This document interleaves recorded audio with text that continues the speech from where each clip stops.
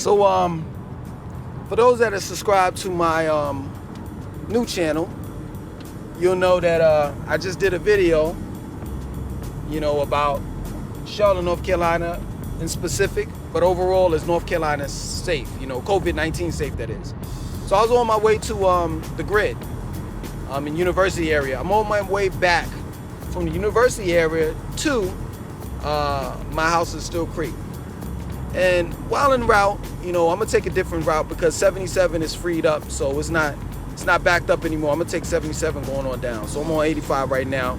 85, I'm gonna get off at 85 and catch 77 on down and go through Uptown, all of that, right? So anyway, I wanted to talk about this subject, this topic a long time ago, and the question is, do white people deserve to participate in hip hop? I just saw a white guy, right? It was him, and it appears to be like his brother or his older friend, right?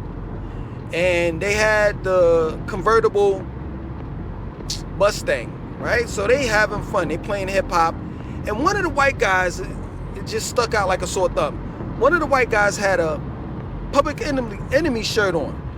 The emblem, the logo that they go by. Public Enemy, that is, right? And it was all over his shirt.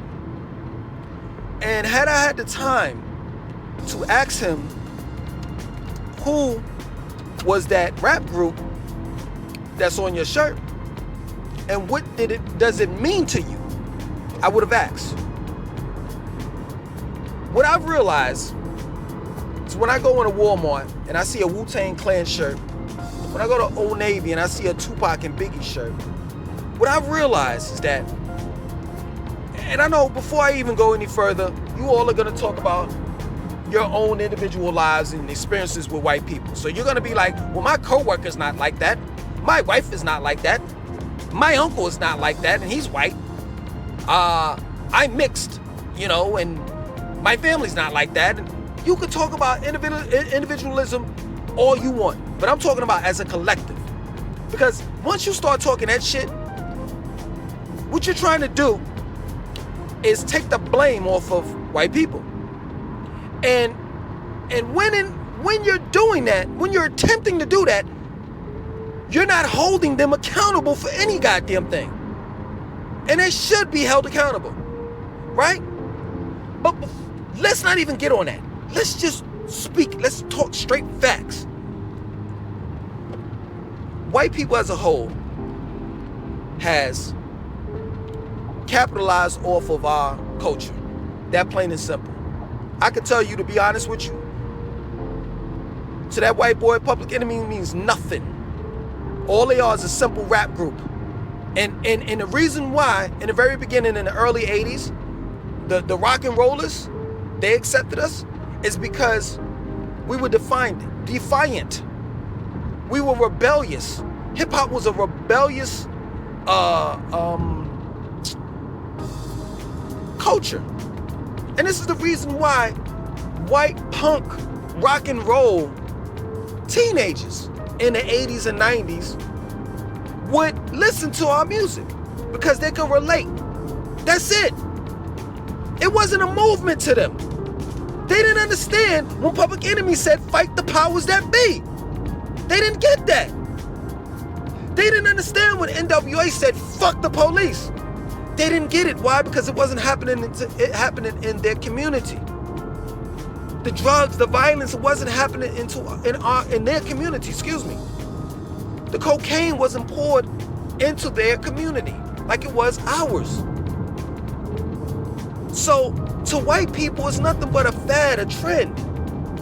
And once the thrill is gone, once they've used up the hip hop culture and their black friends, hey, the culture as well as their black friends are disposable.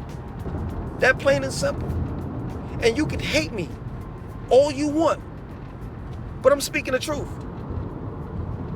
That I'm not gonna lie, there are some white people out there that have a deep love for hip hop, but most are not.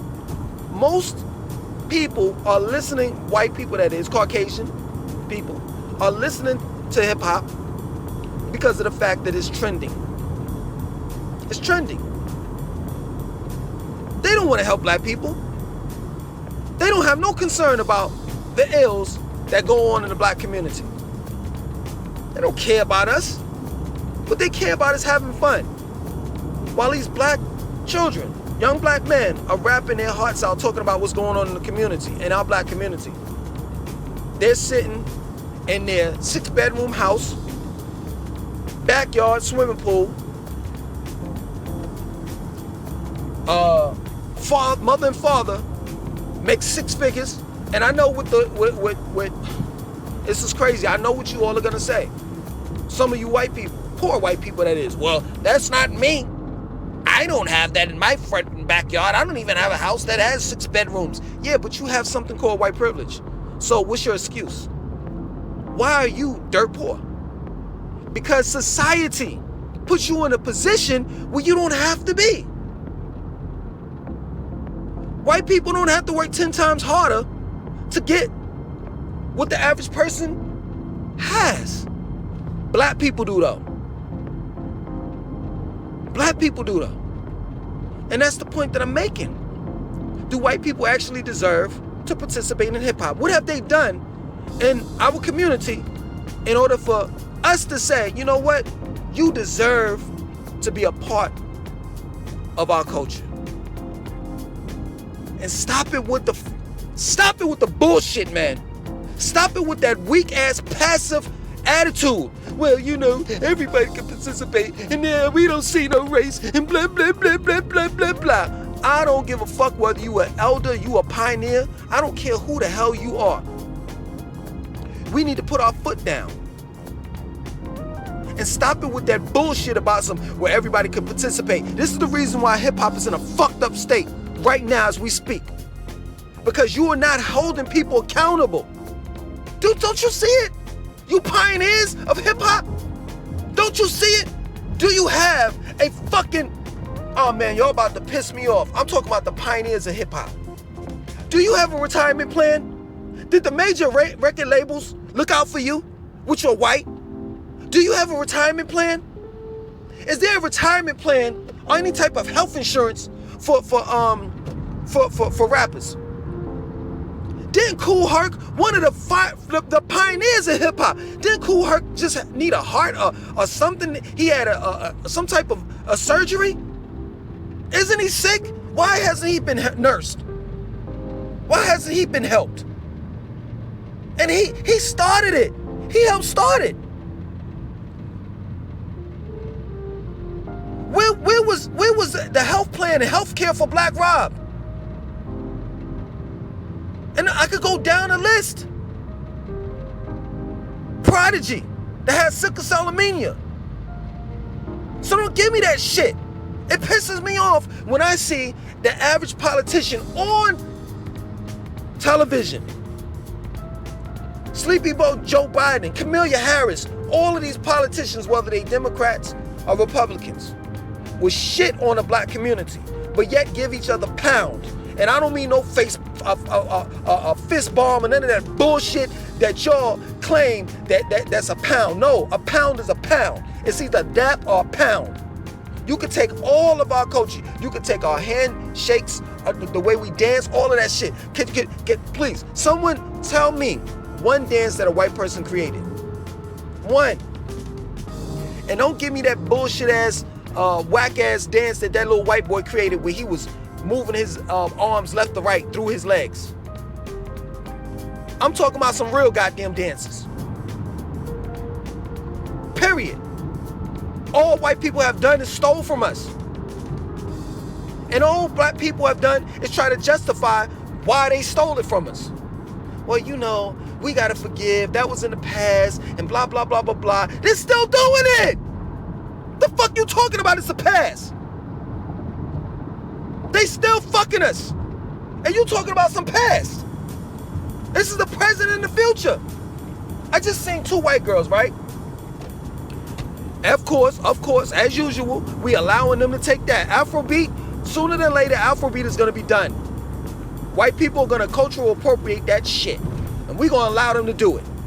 I seen 2 white girls dancing way off beat. Let me tell you something. For all those that think that white people The majority of white people cannot dance, so stop it. Stop it with that bullshit. There's an exception to the rules. You'll see a white boy or a white girl every now and then be on beat. But I bet you 9 times out of 10 they're doing a count. 1, 2, 3. 1, 2, 3. 1, 2, 3. They're not on beat. Like when I dance, I'm on beat. I don't have to count.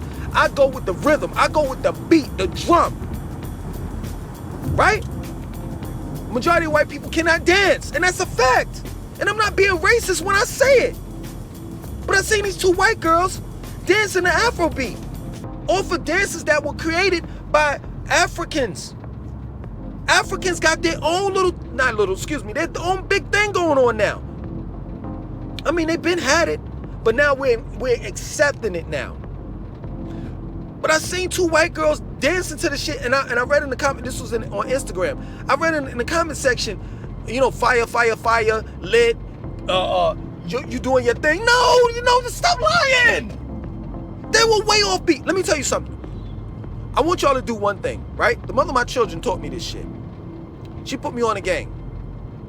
Whenever you want to see a white person really dance, if they really on beat, put the music on mute, right? And watch them. And I'm telling you that they're not on beat. That's the way you can find out if they're on beat. If you put a black girl up or a black boy up, right? Dancing to Afrobeat or any type of music, and you put it on mute, you can still see that they're on beat. But with white people, you put that shit on mute and you're gonna see how robotic they look and how offbeat they are. And you're like, damn, but it's the truth. I'm just trying to understand, what did they do to deserve our culture, to participate in our culture? Hell, what did any race outside of the black race or minorities, period, outside of minorities, does any race deserve to participate in our culture? The Chinese? The Chinese.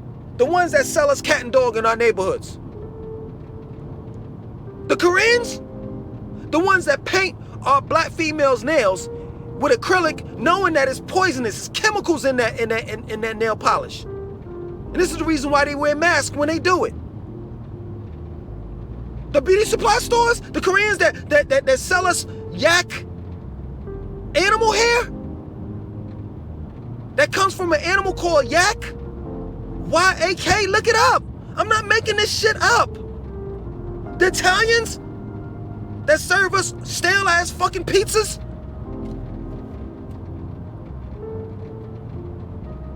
What? Who deserves our presence? That's the next level. Who deserves to be in our presence? Because everybody has fucked us over. Everyone. They say it in their movies. They say it in commercials. Little slick talking shit, trying to fucking joke and make a mockery of us. And we turn around and we laugh back. But in our minds, we're saying, God damn, when are they gonna let up? When is the abuse gonna stop? When is the physical and mental abuse that's coming from everybody else towards black people gonna stop? And I can tell you it's never gonna stop unless we put our foot in somebody's asses. And I don't mean physical. It doesn't necessarily have to be a physical foot up somebody's asses. I'm talking about something mental. I'm talking about coming together and being on code for one thing. It's cool if you didn't want to follow suit when Godfrey and Lord Jamar walked away from DJ Vlad, and you still wanted to look at DJ Vlad or Vlad TV. But goddamn, stand up for something. Be on code for something. You know how much money hip-hop has generated for white people? For white corporations, companies? You know how much money could have generated for us in our community if we would have kept it in there? And don't tell me that we don't have the mental capacity in order to run our own shit, because that's false. And don't tell me we don't have the resources to do it, because that's false. We just got a whole lot of pussies, that's what it is, that wear pants and Timberlands. That's what we have.